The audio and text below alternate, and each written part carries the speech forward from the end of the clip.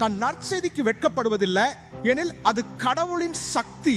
கடவுளின் சக்தியை பெற நீங்கள் நற்செய்தியை வேண்டும். நற்செய்திக்கு வெளியே எந்த ஒரு சக்தியும் இல்லை. இது கடவுளின் சக்தி அல்ல, அல்லது கடவுளின் சில சக்தி அல்ல. என் இளவரசி, இதுவே சக்தி.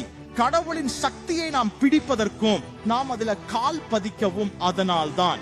நீங்கள் சகிப்புத்தன்மையை எண்ணுங்க. பைபிள் சக்தியை குறிப்பிடும் போது அது எப்போதும் இடியோசை மற்றும் பல அதிசயங்கள் அல்ல. மாத்தாரிசம் அப்படியாங்க அல்ல. பெண் எடுங்குது இரத்தத்தின் சக்தி. ஏனெனில் இயேசு தாமே என்னிடமிருந்து ஏதோ ஒன்று விலகியதாக கூறினார். எனவே நீங்கள் இயேசுவை தொடும்போது அவருள் உள்ள சக்தியை தொடுகிறீர்கள்.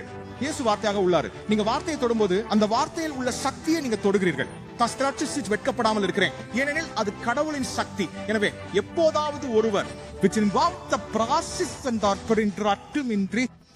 சக்தியையும் அவர்கள் பிரகாசிப்பார்கள்.